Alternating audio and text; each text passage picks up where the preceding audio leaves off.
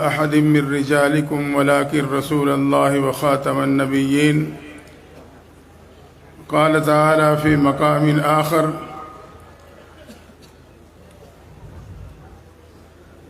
اليوم أكملت لكم دينكم وأتممت عليكم نعمتي ورضيت لكم الإسلام دينا.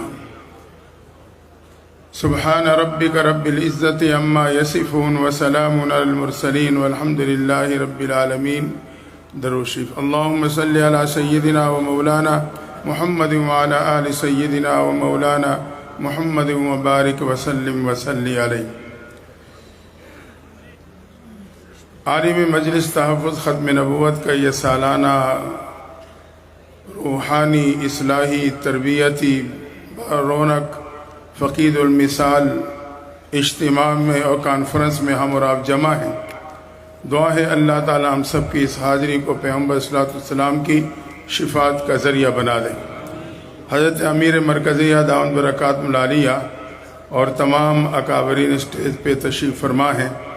اللہ تعالیٰ ان تمام حضرات کے علم و عمل میں ہمت، استقامت اور زندگی میں اور برکت نصیب فرمائیں. میں انتہائی اختصار کے ساتھ اپنے وقت کی پابندی کرتے ہوئے کچھ باتیں آپ کے سامنے رکھوں گا. پہلی بات تو یہ کہ ختم نبوت، عقیدہ ختم نبوت کے ساتھ ہمارا اور آپ کا تعلق یہ عقیدت کا نہیں بلکہ یہ عقیدے کا تعلق ہے. یہ میرے اور آپ کے عقیدے کی بنیاد ہے.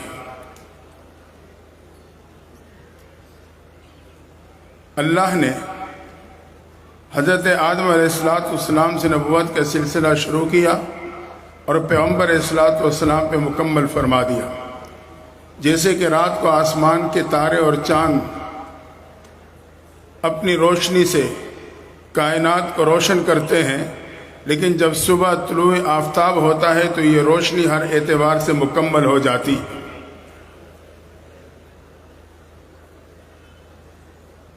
آپ پہ اللہ نے نبوت کا اختتام فرما دیا ہے. دوسری بات یہ کہ ختم نبوت کے لیے صرف ایک کامل نہیں بلکہ اکمل ذات کی ضرورت تھی. اللہ نے ہر نبی کو شان عطا فرمائی، لیکن میرے اور آپ کے محبوب پیغمبر کا اللہ نے تمام عظمت اور تمام شانوں کا مجموعہ بنا دیا تھا. آدم علیہ السلام اللہ نے آپ کو جنت کا ایک پتھر دیا، حجر ابیض، جو آج حجر اسود کہلاتا ہے. لیکن میرے اور آپ کے محبوب پیغمبر کی شان یہ ہے کہ اللہ نے جنت کا پتھر نہیں بلکہ روضۃ من ریاض الجنہ، پورے جنت کا ایک ٹکڑا آپ کو عطا کر ڈالا. آدم علیہ السلام کے موقع پہ اللہ نے حکم دیا اسجدوا لآدم، آدم کو سجدہ کرو. لیکن محبوب پیغمبر کی واری آئی، رب فرماتا ہے ان اللہ و ملائکتہ یصلون علی النبی، اللہ تعالیٰ خود اس عمل میں شامل ہو جاتے ہیں. یہ شان ہے میرے اور آپ کے نبی آخر الزمان خاتم النبیین صلی اللہ علیہ وسلم. ابراہیم علیہ السلام اللہ نے مقام ابراہیم دیا، واتخذوا من مقام ابراہیم مصلی. لیکن جب میرے اور آپ کے محبوب پیغمبر کا مقام آتا ہے، رب فرماتا ہے عسیٰ ان یبعثک ربک مقاما محمودا، میں آپ کو مقام محمود عطا کر دوں گا جو شفاعت کبریٰ کا مقام ہے.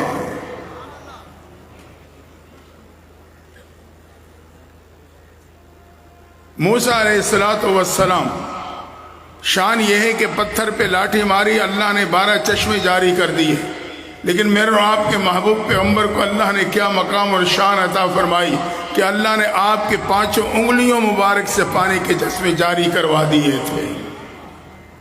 موسیٰ علیہ السلام کی قوم بنی اسرائیل بحر کلزم میں 12 خشک راستے اللہ نے بنائے، بحر کلزم پار کر گئی. لیکن میرے اور آپ کے محبوب پیغمبر کی امت کو اللہ نے یہ مقام عطا کیا، وہ دریائے دجلہ پہ اپنے گھوڑوں کو دوڑاتے ہوئے دریائے دجلہ کو پار کر گئے. عیسیٰ علیہ السلام کی شان یہ تھی، मुर्दे को कहते कुम बिइज़्निल्लाह, अल्लाह के हुक्म से खड़ा हो जा। वो ज़ुबान जो मौत के पर्दे की वजह से खामोश हो चुकी थी दोबारा गुफ्तगू करने लगती। यकीनन कमाल था, लेकिन मेरे आपके महबूब पैगम्बर को अल्लाह ने ये शान और ये कमाल अता फरमाया। वो अबू जहल मुट्ठी में कंकरियाँ लेके आता है, भतीजे बता मुट्ठी में क्या है, ईमान ले आऊँगा। कहा वो बताए मैं कौन, या वो बताए कि मैं कौन हूँ। अबू जहल ने कहा अगर वो बोल पड़े फिर तो बहुत ही बड़ी बात। आपने नबूवत की उंगली का इशारा किया। अबू जहल के मुट्ठी में मौजूद कंकरियां जिसमें जुबान का भी तसव्वुर नहीं, उससे आवाज आती है अशहदु अल्ला इलाहा इल्लल्लाह व अशहदु अन्ना मुहम्मदन अब्दुहु व रसूलुहु। अल्लाह ने हर नबी को शान दी है, लेकिन मेरे और आपके महबूब पैगम्बर को अल्लाह ने तमाम शानें अता कर दी। और रब का एहसान कि वो महबूब अल्लाह ने मुझे और आपको अता कर दिया है। आज इस बात पे मेहनत हो रही है, बातिल कुव्वत यही मेहनत कर रहा है। हम और आप ऐसे शान वाले नबी का दामन, अल्लाह ना करे मेरे और आपके दामन हाथों से छूट जाए। हमारे मुर्शिद हज़रत मौलाना मुफ्ती फरीद साहब रहमतुल्लाह ताला अलैह दारुल हक्कानी अकोड़ा हटक के शेखुल हदीस थे, अल्लाह उनकी कब्रों पे करोड़ों रहमत नाज़िल फरमाए। एक मौके पे फरमाने लगे क्या हमें किसी पागल कुत्ते ने काटा है या किसी पीर की बद्दुआ लगी है? हम ऐसे शान वाले अजीम मर्तबत गोए के पैगम्बर की ज़ात को नाउज़ुबिल्लाह छोड़ के उस काने दज्जाल और मरऊन के दामन से जुड़ जाए। यकीनन ये किसी का पागल कुत्ते ने काटा होगा, दिमाग खराब हुआ, अल्लाह की लानत का मुस्तहिक ठहरा और उससे महबूब का दामन छूटा। शुक्र अदा करें इस बात पे, रब का एहसान और करम है कि अल्लाह ने हमें और आपको अपने महबूब का दामन थामने की तौफीक अता फरमाई है। अल्लाह जज़ाए खैर दे हमारे आलिम मस्जिद तहफ़्फ़ुज़ खत्म नबूवत को, जो शब और रोज एक करके यही मेहनत करते हुए मेरे और मेरे नस्लों के ईमान की हिफाजत कर रहे हैं। हाँ, ये हकीकत है। तो आए इस निस्बत की लाज रखें। अल्लाह ने मुझे और आपको ऐसे महबूब की निस्बत दी, हम और आप इस निस्बत की लाज रखें। मैं उलमा से नहीं आपसे बात कर रहा हूं, वो तो इस बात को बखूबी समझते।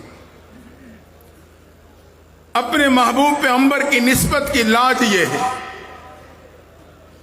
कि मुझे और आपको यकीन हासिल हो जाए जो मेरे महबूब ने फरमाया है या जो मेरे महबूब ने अमल किया है वही सच, वही हक है और मेरी इज्जत और कामयाबी उसी रास्ते में है। मेराज की रात से वापसी पे महबूब पैगम्बर ने वाक़या बयान किया। अबू जहल जो अपने कान लगाए फिरता था, बात उस तक पहुंची, वो फौरन घर से निकला, अबू बकर के दरवाजे पे दस्तक हुई, अबू बकर आए। अबू जहल कैसे आना हुआ? एक बात पूछने आया हूँ। पूछो क्या बात है? ये बताओ, अगर कुछ शख्स ये दावा करे मैं रात के कुछ हिस्से में सातों आसमानों से होता हुआ जन्नत और जहन्नम को मुआयना करके वापस भी आ गया हूँ, तस्लीम करोगे? अबू बकर ने दो जुमले इरशाद फरमाए। पहला जुमला ये था, बज़ाहिर तो नामुमकिन है, यकीनन बज़ाहिर नामुमकिन था, यह असबाब के माताहत मामला नहीं था। दूसरा जुमला ये था, मेरे अकल में ये बात नहीं आती, जहाँ अकल की इंतहा होती है वहाँ से वही की इब्तिदा होती है, वही का मामला अकल में नहीं आ सकता। लेकिन अबू जहल समझा कि जवाब मेरे मिजाज के मुताबिक आ रहा है, झूम के कहने लगा, अबू बकर फिर सुन, तेरे यार ने आज यही दावा किया है, यह सुनना था। अबू बकर ने कहा, अगर मेरे यार का दावा है मैं बगैर किसी शक को शुबा के उसकी तस्दीक करता हूं। यह है निस्बत की लाज, यह है निस्बत की लाज। मेरी अकल माने या न माने, मेरी नजर कुछ देखे, लेकिन जब मेरे महबूब का पैगम्बर, मेरे महबूब का फरमान है, वही सच, वही हक है, मेरे और आपकी इज्जत और कामयाबी उसी में है। और आखिरी बात अर्ज कर दूं, अल्लाह ने किसी उम्मत को ऐसे नबी नहीं दिए जो अल्लाह मुझे और आपको अता फरमाए। कोई नबी अपनी उम्मत के लिए इतना नहीं रोया जितने महबूब पैगम्बर मेरे और आपके लिए रोए हैं। आप अपनी बेटियों के लिए इतना नहीं रोए जितना अपने उम्मती के लिए रोए हैं।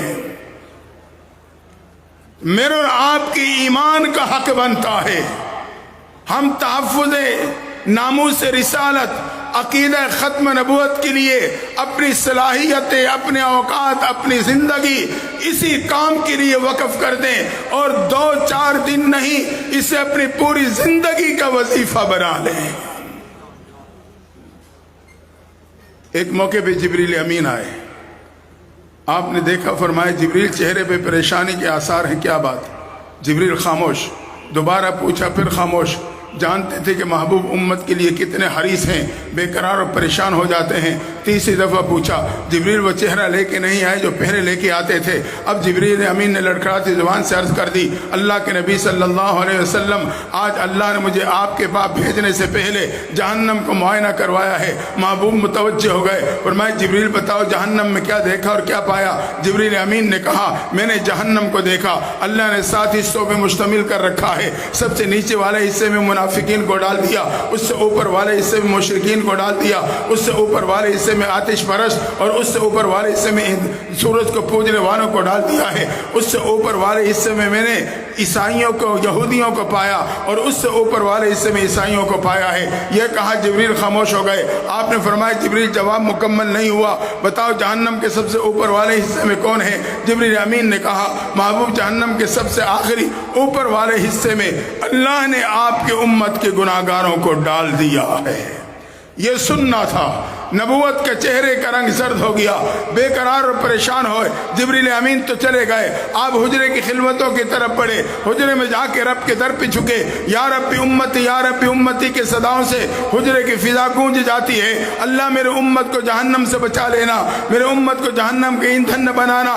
محبوب محب کے در پہ میرے اور آپ کے لیے رو رہے ہیں۔ حتیٰ کہ نماز کا وقت ہوا، حجرے سے نکلے، مصلی پہ تشریف لائے، نماز پڑھائی، جلدی سے حجرے کی خلوتوں میں چلے گئے۔ صحابہ نزاکت کو سمجھ نہ سکے، سوچنے لگے، پہلے نماز کے بعد تشریف رکھتے تھے، ہم آپ کے چہرے انور کا دیدار کیا کرتے تھے، آج کوئی اہم معاملہ ہوگا، نبوت جلدی میں ہوگی، اس لیے حجرے میں چلے گئے۔ آپ حجرے میں جا کے رب کے در پہ جھک کے میرے اور آپ کے لیے رونے لگے۔ حتیٰ کہ دوسری نماز کا وقت ہوا، مصلی پہ تشریف لائے، نماز پڑھائی، حجرے کی خلوتوں میں چلے گئے۔ اب صحابہ سوچنے میں مجبور، لگتا ہے نبوت بے قرار اور پریشان ہے۔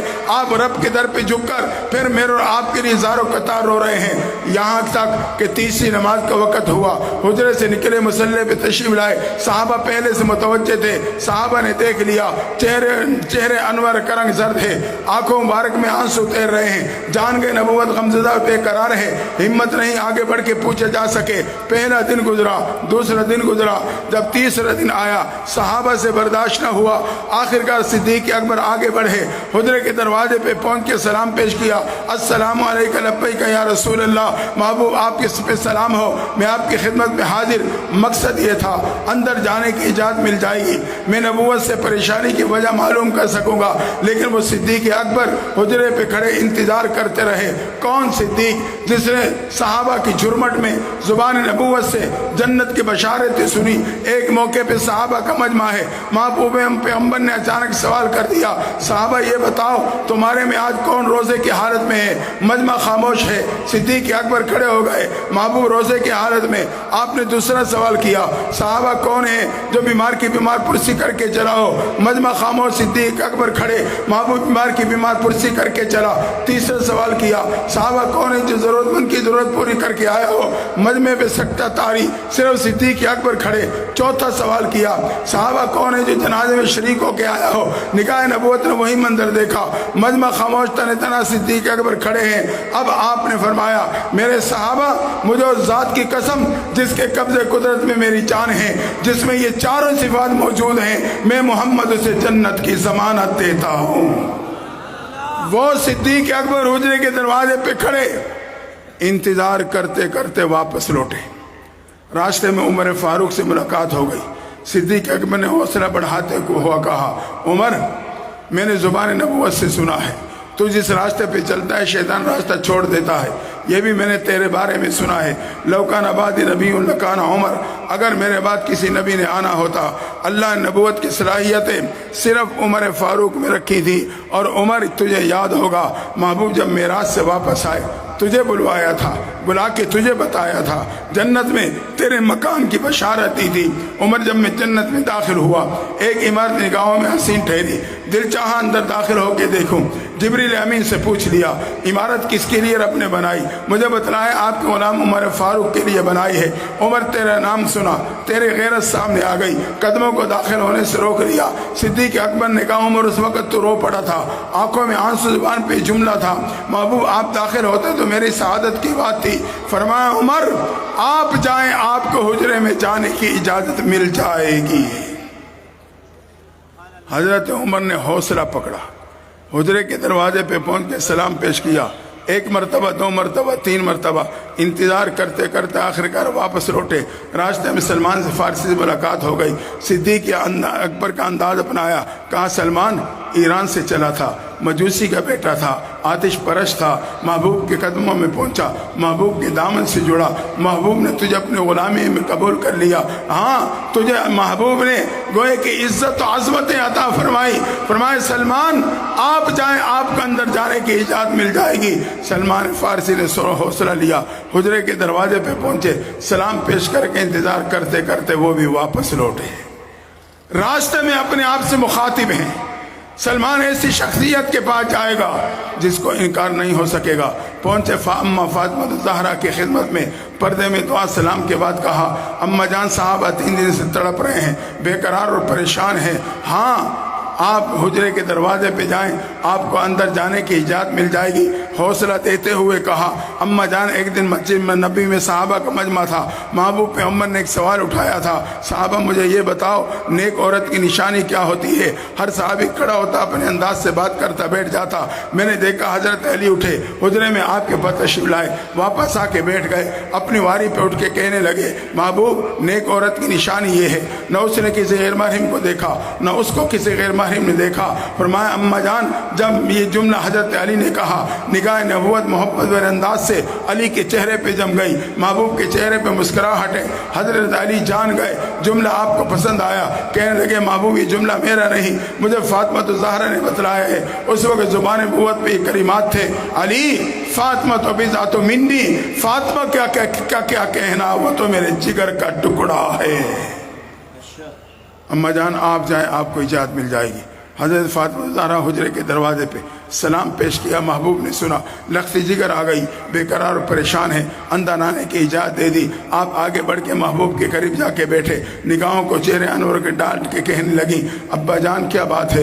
چہرے کا رنگ زرد ہے، آنکھوں میں آنسو تیر رہے ہیں، صحابہ 3 دن سے تڑپ رہے ہیں، معاملہ کیا ہے؟ محبوب پیغمبر تڑپ گئے، کہا لخت جگر تجھے کیا بتلاؤں؟ 3 دن قبل جبریل امین آئے تھے، انہوں نے فرمایا ہے اللہ نے میرے امت کے گناہ گاروں کو جہنم میں ڈال دیا ہے۔ جب سے میں نے یہ فیصلہ سنا میں بے قرار اور پریشان ہوں، رب کے در پہ پڑا، رب کو امت کے حق میں منا رہا ہوں۔ یہ کہا محبوب پھر سطح میں چلے گئے، یا رب امتی یا رب امتی کی صدائیں بلند ہونے لگی، رحمت جوش میں آتی ہے۔ جبریل امین آئے، محبوب اللہ سلام دے رہا ہے، ساتھ ہی پیغام دے رہا ہے وَلَسَوْفَ يُؤْتِيكَ رَبُّكَ فَتَرْضَىٰ، محبوب سد سر اٹھائیے، ان قریب اتنا دوں گا کہ آپ میرے سے راضی ہو جائیں گے۔ یہ کہا جبریل چلے گئے، آپ نے سجدے سے سر مبارک اٹھایا، لخت جگر کی طرف متوجہ ہوئے، فرمایا فاطمہ مبارک ہو، اللہ نے مہربانی کا معاملہ فرما دیا، اللہ نے میرے سے وعدہ کر لیا ہے میں قیامت کے دن اتنا دوں گا کہ آپ راضی ہو جائیں گے۔ فاطمہ گواہ ہو جانا میں اللہ سے اس وقت تک راضی نہیں ہوں گا جب تک وہ میرے امت کے آخری فرد کو جنت میں داخل نہیں کر دے گا۔ دوستو اللہ نے مجھے اور آپ کو ایسے مہربان اور عظیم پیغمبر عطا فرمائے ہیں، آج اگر یہ ختم نبوت کا کام میں نے چھوڑ دیا، حقیقت یہ اپنے موثر انسانیت کے ساتھ وفا نہیں جفا ہے۔ آئے محبوب کے دامن سے جڑے رہیں، اس کام کے ساتھ لگے رہیں، یہی کام میرے اور آپ کے لیے قیامت کے دن محبوب کی معیت و شفاعت کا ذریعہ ہے۔ دعا ہے اللہ تعالی ہم سب کو تاحیات اسی کام کے ساتھ جوڑ کے رکھے۔ اللہ تعالی اس کانفرنس کو پوری دنیا عالم اسلام میں اس عقیدے کے تحفظ کا ذریعہ بنا۔